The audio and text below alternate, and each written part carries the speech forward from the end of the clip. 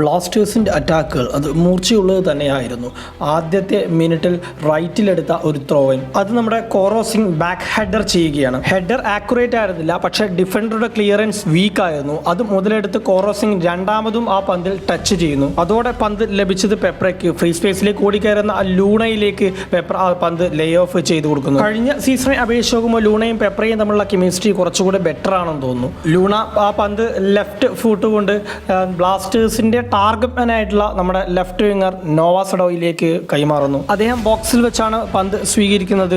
ഒരു 1 vs 1 situation ആണ് മുമ്പിലേക്ക് വരാൻ പോകുന്നത്. ഒരു 3 സെക്കൻഡ് അങ്ങോട്ടും ഇങ്ങോട്ടും ഒക്കെ തട്ടിക്കളിക്കുന്നു. അപ്പോഴേക്കും ബോക്സിൽ നിറയെ ആൾക്കാർ എത്തിയിട്ടുണ്ടായിരുന്നു. അതിനുശേഷം അണ്ടർ പ്രഷറിൽ ലെഫ്റ്റ് ഫുട്ട് കൊണ്ട് ഒരു കോൺടാക്റ്റും ഇല്ലാത്ത ഒരു അടി, പന്ത് നേരെ പുറത്തേക്ക് പോകുന്നു. ആദ്യ മിനിറ്റിൽ തന്നെ ബ്ലാസ്റ്റേഴ്സിന് ലഭിച്ച ഒരു ഗോൾഡൻ ഓപ്പർച്യൂണിറ്റിയാണ് ഇവിടെ നമ്മൾ കണ്ടത്. ഇങ്ങനെ ആദ്യ 12 മിനിറ്റിനുള്ളിൽ ബ്ലാസ്റ്റേഴ്സിന് ലഭിച്ച അറ്റാക്കിംഗ് ഓപ്പർച്യൂണിറ്റീസ് എന്തൊക്കെയാണ്, എത്ര നല്ലതായിരുന്നു എന്നുള്ളത് നമുക്ക് ഈ വീഡിയോയിൽ നോക്കാം. 4ാമത്തെ മിനിറ്റിൽ ജംഷഡ്പൂരിന് അനുകൂലമായിട്ട് മിഡ്ഫീൽഡിൽ വന്ന പന്ത്, ജംഷഡ്പൂർ കളിക്കാരൻ സെൻട്രൽ ബാക്കിലേക്ക് കൊടുത്ത ഒരു വളരെ മോശമായിട്ടുള്ളൊരു ബാക്ക് പാസ്, അത് കൃത്യമായിട്ട് പെപ്ര ആൻറ്റിസിപ്പേറ്റ് ചെയ്യുകയാണ്. പെപ്ര തൻ്റെ സ്പീഡും മെയ് വഴക്കവും ഉപയോഗപ്പെടുത്തി ഒരു അറ്റാക്ക് ക്രിയേറ്റ് ചെയ്ത സിറ്റുവേഷൻ. അവിടെ പെനാൽറ്റി ബോക്സിലേക്ക് നോവ നല്ലൊരു റൺ എടുക്കുന്നുണ്ട്. പെപ്ര അത് കൃത്യമായിട്ട് കണ്ടെത്തുന്നുമുണ്ട്. പന്ത് പോയി വീണ പോയിന്റ് കുറച്ച് അകലെ ആയതുകൊണ്ടും ഗോൾ കീപ്പർ കൃത്യമായിട്ട് അത് ജഡ്ജ് ചെയ്തത് കൊണ്ടും ഒരു ഷോട്ടായിട്ട് കൺവേർട്ട് ചെയ്യാൻ നമുക്ക് അവിടെ സാധിച്ചിട്ടില്ല. എന്നിരുന്നാൽ പോലും ഫസ്റ്റ് ടച്ച് എടുത്തത് നോവാ സഡോയി തന്നെയായിരുന്നു. അത് ഗോൾ കീപ്പറുടെ സേവ് ആയിരുന്നില്ല.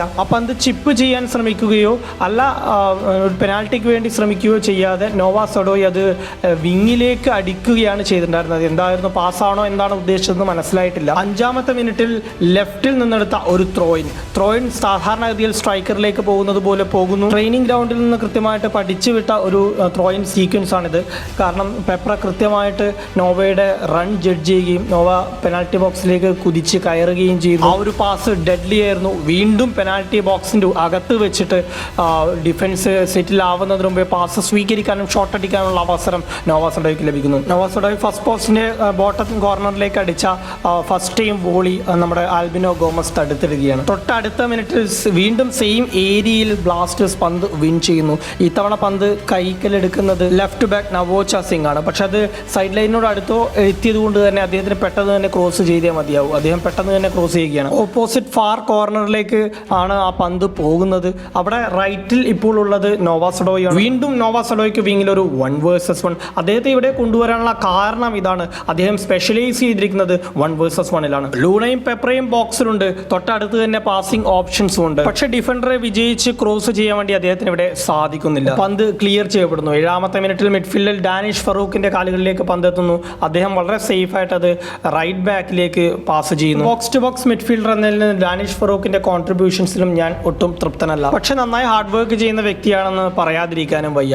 നമ്മുടെ സന്ദീപ് സിംഗ് അത് നേരെ ചിപ്പ് ചെയ്ത് പെപ്രയിലേക്ക് നൽകുന്നു. പാസിന് ശേഷം വിങ്ങിലേക്ക് ഓടിക്കയറുന്ന ഡാനിഷ് ഫറൂഖിലേക്ക് പെപ്ര ചെസ്റ്റ് ചെയ്ത് പന്ത് നൽകുകയാണ്. നെക്സ്റ്റ് പാസിംഗ് ഓപ്ഷനായിട്ട് ലൂണ അവിടെ ഓടിക്കാണിക്കുന്നുണ്ട്. പക്ഷെ അതിന് വെയിറ്റ് ചെയ്യാതെ ഡാനിഷ് ഫറൂഖ് ഫസ്റ്റ് ടൈം തന്നെ കൺട്രോളിന് മുമ്പേ അത് ചിപ്പ് ചെയ്ത് ഗോൾ കീപ്പറിലേക്ക് നൽകുകയാണ്. ബ്ലാസ്റ്റേഴ്സിന് 10ാമത്തെ മിനിറ്റ് കിട്ടിയ ഓപ്പർച്യൂണിറ്റി അതൊരു കിടിലൻ അറ്റാക്ക് തന്നെയായിരുന്നു. നമ്മുടെ ബോക്സിനെ ഉന്നം വെച്ചുകൊണ്ട് ഓപ്പോണന്റിന്റെ ലോങ് ത്രോയിൻ, ഫസ്റ്റ് ടൈം അത് ക്ലിയർ ചെയ്യാൻ വേണ്ടി ഡാനിഷ് ഫറൂഖിന് സാധിക്കുന്നില്ല. പന്ത് നേരെ ഉയർന്ന് താഴേക്ക് പെനാൽറ്റി ബോക്സിൽ തന്നെ പിച്ച് ചെയ്യാൻ പോകുമ്പോഴേക്കും പെപ്ര അത് ഉയർന്ന് ചാടി ക്ലിയർ ചെയ്യുന്നു. ക്ലിയർ ചെയ്ത് ഇട്ട പോയിന്റ് ഡേഞ്ചർ ആണ്, അങ്ങോട്ടേക്ക് ക്ലിയർ ചെയ്യാൻ പാടില്ല. പക്ഷേ കിട്ടിയത് നമ്മുടെ റൈറ്റ് വിങ്ങറായിട്ടുള്ള കൊറോ സിംഗിനാണ്. ഇവിടെയാണ് കോറോ എന്ന കളിക്കാരൻ്റെ ബ്രില്യൻസ് നമ്മൾ കണ്ടത്. അവിടെ പ്രഷർ ഉണ്ടെങ്കിൽ പോലും അദ്ദേഹം പന്തെടുത്ത് ഫോർവേഡിലേക്ക് കുതിക്കുകയാണ്. വൈഡ് ഏരിയ വരെ അദ്ദേഹം പന്തെടുത്ത് ക്യാരി ചെയ്ത് പോയി അവിടുന്ന് ഒരു സ്കില്ലും കാണിച്ച് ഡിഫൻഡറെ ബീറ്റ് ചെയ്യുകയാണ്. അതിൽ ശരിക്കും ജംഷഡ്പൂർ റഷ് ഡിഫൻസ് നന്നായിട്ട് പതറി പോകുന്നുണ്ട്. അതേസമയം ലൂണ എടുക്കുന്ന റൺ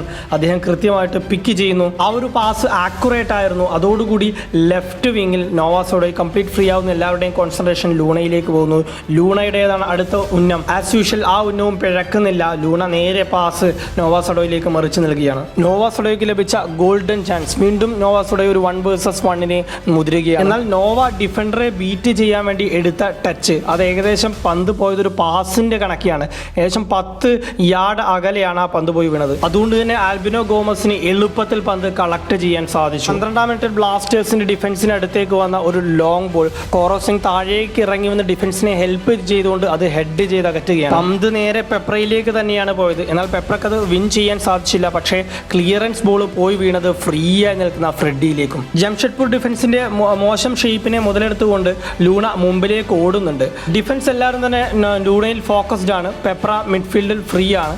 പക്ഷേ ഒബ്വിയസ്ലി നമ്മുടെ ടാർഗറ്റ് മാൻ എന്ന് പറയുന്നത് നോവ സഡോയ് തന്നെയാണ്. വിങ്ങിലേക്ക് പാസ് പോകുന്നു. നോവ സഡോയ്ക്ക് മറ്റൊരു 1v1 ഓപ്പർച്യൂണിറ്റി.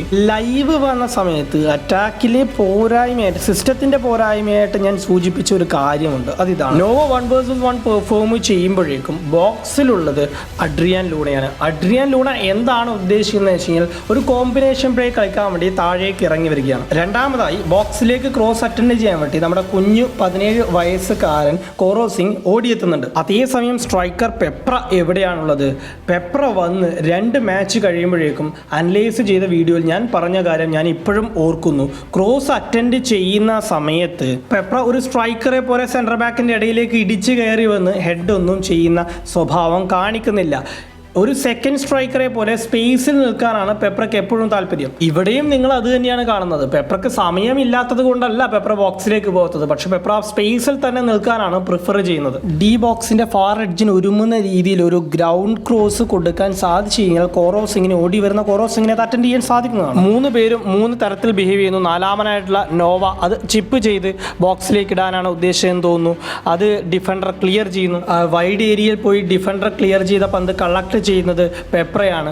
ഒടുവിൽ അത് ആർക്കുമില്ലാത്ത രീതിയിൽ ഓപ്പണന്റിനുള്ള ത്രോയിനായി മാറും. ഇതിന്റെ പകുതി number of quality chances Jamshedpur കളിയിൽ മുഴുവനായിട്ട് ക്രിയേറ്റ് ചെയ്തില്ല. നിങ്ങൾ എത്ര ചാൻസുകൾ ക്രിയേറ്റ് ചെയ്തു എന്നതിലല്ല, എത്ര ഷോട്ടുകൾ എടുത്തു എന്നതിലല്ല കളിയിൽ ഉത്തരം വേണ്ടത്. ഗോളുകളാണ് കളിയിൽ വിജയം നിർണ്ണയിക്കുന്നത്. മുൻ സീസണുകളെ അപേക്ഷിച്ച് നോക്കുമ്പോൾ ബ്ലാസ്റ്റേഴ്സ് അറ്റാക്കേഴ്സ് നടത്തുന്ന പെനിട്രേഷൻസിന്റെ എണ്ണം വളരെ അധികമാണ്. പക്ഷെ അറ്റാക്കിംഗ് പ്ലേയേഴ്സ് തമ്മിലുള്ള കണക്ഷൻ, എങ്ങനെ സിസ്റ്റം ഫൈനൽ തേർഡിൽ ബിഹേവ് ചെയ്യുന്നു എന്നുള്ള ഉത്തരം അത് വളരെ താഴെ നിലയിലേക്കാണ് പോകുന്നത്. ഡിഫൻസ് ഓക്കെ ആണ്, ഡിഫൻസിന് പ്രശ്നമല്ല എന്ന് ഒരു ആശയം ഞാൻ ഇതിലൂടെ ഉദ്ദേശിച്ചിട്ടില്ല. അങ്ങനെ തോന്നിയെങ്കിൽ ക്ഷമിക്കുക. ഒരു ഗോൾ വഴങ്ങിയ 4 ഗോൾ അടിക്കാനുള്ള ചാൻസ് ബ്ലാസ്റ്റേഴ്സിനുണ്ട്. 2 ഗോൾ വീഴുന്നില്ല എന്നുള്ളതും ഒരു പരാജയമാണ് എന്ന് ചൂണ്ടിക്കാണിക്കുക മാത്രമാണ് എൻ്റെ ഉദ്ദേശം. പരിഹരിക്കുക എന്നുള്ളത് കൊണ്ട് 2 സൈനിങ് എക്സ്ട്രാ നടത്തുക എന്നത് മാത്രമല്ല അർത്ഥം. എല്ലാ മേഖലകളിലുള്ള ഇംപ്രൂവ്മെന്റ് ആണ് ബ്ലാസ്റ്റേഴ്സിന് ഇന്ന് ആവശ്യമായിട്ടുള്ളത്. ബ്ലാസ്റ്റേഴ്സിന്റെ പൊളിറ്റിക്സിന് കോറോ സിംഗും ഭാവിയിൽ വിധേയമാവുമോ എന്നുള്ളതാണ് ഞാൻ നോക്കുന്നത്. ഞാൻ ഉദ്ദേശിച്ചത് ഇതാണ്. ഉദാഹരണത്തിന് കഴിഞ്ഞ തവണ നമ്മൾ എയ്മനെ ഇൻട്രൊഡ്യൂസ് ചെയ്യുന്നു. എയ്മന് അവസരം കൊടുക്കുന്നു. യുവതാരത്തെ പ്രൊമോട്ട് ചെയ്ത് അവസരം കൊടുക്കുന്ന ക്ലബ്ബ് ആരാ? ബ്ലാസ്റ്റേഴ്സാ. അവസരം കൊടുക്കുന്നു, എയ്മൻ കഴിവ് തെളിയിക്കുന്നു. ഈ വർഷം എയ്മനെ ബെഞ്ചിലിരുത്തുന്നു. എയ്മന് ഇനി നേച്ചർ ചെയ്തുകൊണ്ട് ബ്ലാസ്റ്റേഴ്സിന് പ്രത്യേകിച്ച് ഗുണമൊന്നുമില്ല. അതേസമയം കോറോ സിംഗിനെ പകരം ഇൻട്രൊഡ്യൂസ് ചെയ്ത് കഴിഞ്ഞാൽ എന്ത് ക്രെഡിറ്റ് കിട്ടും? 17 വയസ്സുള്ള കോറോ സിംഗിനെ അക്കാദമിയിൽ നിന്ന് പ്രൊമോട്ട് ചെയ്ത് അവസരങ്ങൾ കൊടുത്ത ക്ലബ്ബ് ആരാ? കേരള ബ്ലാസ്റ്റേഴ്സാ. ഡിഫൻസീവ് മിഡ്ഫീൽഡിൽ കഴിഞ്ഞ തവണ സ്റ്റേബിൾ ആയിട്ടുള്ള പെർഫോമൻസ് തന്നെയാണ് അസറും കാഴ്ചവെച്ചത്. പക്ഷേ ഇത്തവണ വലിയ ഇമ്പോർട്ടൻസ് ഇല്ലാതെ പോകുന്നു. യുവതാരങ്ങൾക്ക് അവസരം കൊടുക്കുന്നു, പിന്നീട് അവരെ വെച്ച് റിസൾട്ട് ഉണ്ടാക്കുക എന്ന പ്രോസസ്സ് ഒഴിവാക്കുന്നു. ഇതൊരു തരം പൊളിറ്റിക്സ് ആയിട്ട് ബ്ലാസ്റ്റേഴ്സ് കൊണ്ടു നടക്കുകയാണോ എന്ന ചോദ്യം ഇപ്പോഴും ബാക്കി നിൽക്കുകയാണ്. കളിയെക്കുറിച്ചുള്ള നിങ്ങളുടെ അഭിപ്രായങ്ങൾ കമൻറ്റ് ചെയ്യുക. വീഡിയോ അവസാനിക്കുന്നു. നന്ദി.